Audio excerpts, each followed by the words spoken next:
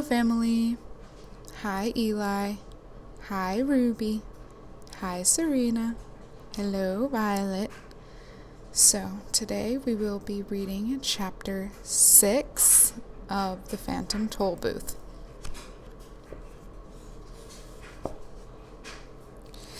This one is titled Faintly Macabre's Story.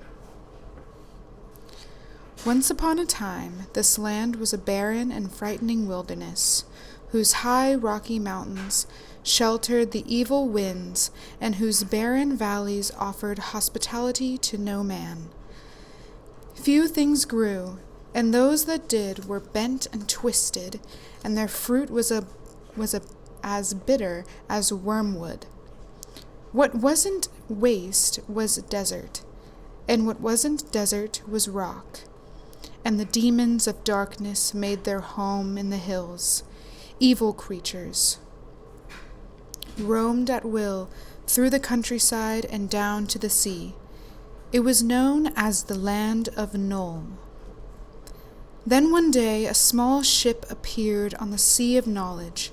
It carried a young prince seeking the future in the name of goodness and truth. He laid claim to all the country and set out to explore his new domain.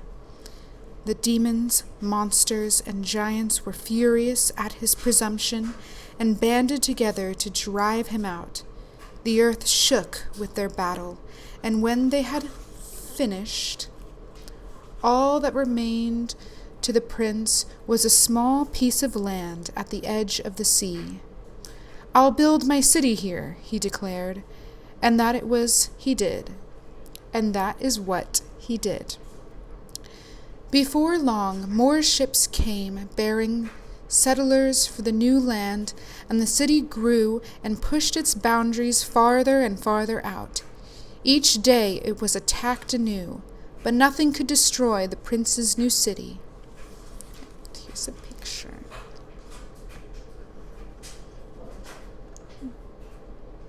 The city, and here's the prince.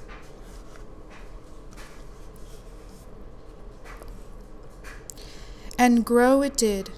Soon it was no longer just a city, it was a kingdom, and it was called the Kingdom of Wisdom. But outside the walls all was not safe, and the new king vowed to conquer the land that was rightfully his. So each spring he set forth with his army, and each autumn he returned, and year by year the kingdom grew larger and more prosperous. He took to himself a wife, and before long had 2 fine young sons, to whom he taught everything he knew, so that one day they might rule wisely. When the boys grew to young manhood, the king called them to him and said, "I am becoming an old man and can no longer go forth to battle. You must take my place and found new cities in the wilderness, for the kingdom of wisdom must grow." And so they did. One went south to the foothills of confusion and built Dictionopolis, the city of words, and one went north to the mountain of ignorance and built Digitopolis, the city of numbers. Both cities flourished mightily, and the demons were driven back still further. Soon other cities and towns were founded in the new lands, and at last only the farthest reaches of the wilderness remained to these terrible creatures. And there they waited, ready to strike down all who ventured near or relaxed their guard. The 2 brothers were glad, however, to go their separate ways, for they were by nature very suspicious and jealous. Each one tried to outdo the other, and they worked so hard and diligently at it that before long their cities rivaled even wisdom in size and grandeur. "Words are more important than wisdom," said one privately. "Numbers are more important than wisdom," thought the other to himself, and they grew to dislike each other more and more. The old king, however, who knew nothing of his son's animosity, was very happy in the twilight of his reign, and spent his days quietly walking and contemplating in the royal gardens. His only regret was that he'd never had a daughter, for he loved little girls as much as he loved little boys. One day, as he was strolling peacefully around the grounds, he discovered 2 tiny babies that had been abandoned in a basket under the grape arbor. They were beautiful golden-haired girls. The king was overjoyed. "They had been sent to crown my old age," he cried, and called the queen, his ministers, the palace staff, and indeed the entire population to see them. "We'll call this one Rhyme and this one Reason," he said. And so they became the Princess of Sweet Rhyme and the Princess of Pure Reason, and were brought up in the palace. When the old king finally died, the kingdom was divided between his 2 sons, with the provision that they would be equally responsible for the welfare of the young princesses. One son went south and became Azaz the Unabridged, king of Dictionopolis, and the other went north and became the Math Magician, ruler of Digitopolis. And true to their words, they both provided well for the little girls, who continued to live in wisdom. Everyone loved the princesses because of their great beauty, their gentle ways, and their ability to settle all controversies fairly and reasonably. People with problems or grievances or arguments came from all over the land to seek advice. Even the 2 brothers, who by this time were fighting continuously, often called upon them to help decide matters of state. And these are the 2 princesses.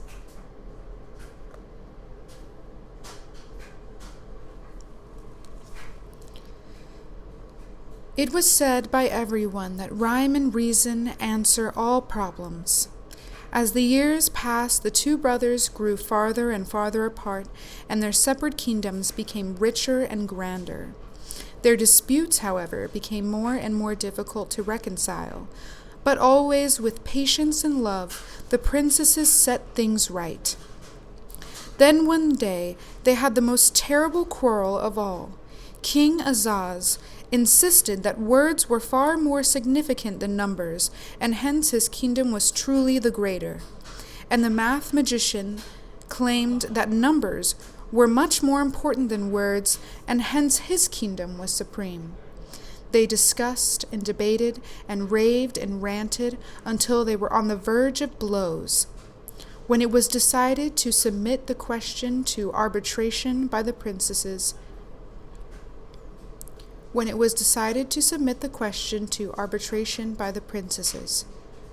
after days of careful consideration in which all the evidence was weighed and all the witnesses heard, they made their decision. Words and numbers are of equal value, for in the cloak of knowledge, one is warp and the other woof. It is no more important to count the sands than it is to name the stars. Therefore, let both kingdoms live in peace. Everyone was pleased with the verdict, everyone, that is, but the brothers, who were beside themselves with anger. "What good are these girls if they cannot settle an argument in someone's favor?" they growled. Since both were more interested in their own advantage than in the truth, "We'll banish them from the kingdom forever." And so they were taken from the palace and sent far away to the castle in the air, and they have not been seen since. That is why today, in all this land, there is neither rhyme nor reason. "And what happened to the 2 rulers?" asked Milo. Banishing the 2 princesses was the last thing they ever agreed upon, and they soon fell to warring with each other. Despite this, their kingdoms have continued to prosper, but the old city of wisdom has fallen into great disrepair, and there is no one to set things right. So you see, until the princess's return, I shall have to stay here." "Maybe we can rescue them," said Milo, as he saw how sad the witch looked. "Ah, that would be difficult," she replied.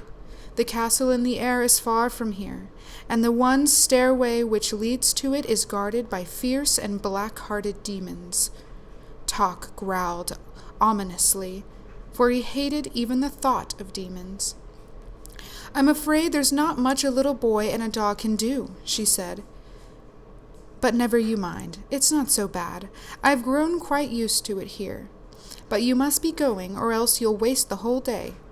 "Oh, we're here for 6 million years," sighed Milo, "and I don't see any way to escape." "Nonsense," scolded the witch. "You mustn't take Officer Shrift so seriously. He loves to put people in prison, but he doesn't care about keeping them there. Now just press that button in the wall and be on your way." Milo pressed the button and a door swung open, letting in a shaft of brilliant sunshine. "Goodbye, come again," shouted the witch as they stepped outside and the door slammed shut. Milo and Tok stood blinking in the bright light, and as their eyes became accustomed to it, the first things they saw were the king's advisors again rushing toward them. "Ah, there you are. Where have you been? We've been looking all over for you." "The royal banquet is about to begin. Come with us."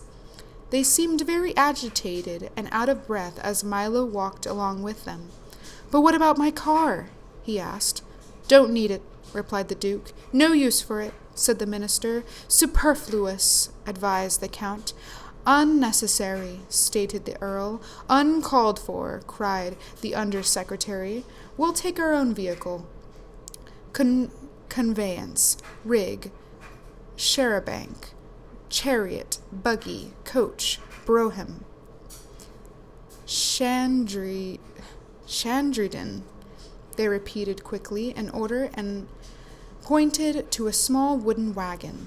"Oh dear, all those words again," thought Milo as he climbed into the wagon with Tok and the cabinet members. "How are you going to make it move? It doesn't have a—" "Be very quiet," advised the Duke, "for it goes without saying." And sure enough, as soon as they were all quite still, it began to move quickly through the streets, and in a very short time they arrived at the royal palace. Okay, so that was chapter 6. What an interesting chapter. We learned a lot about the backstory of Dictionopolis and all the things that go on.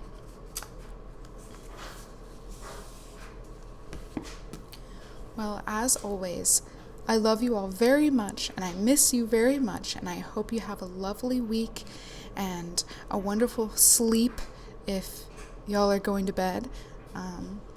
But anyway, until next time.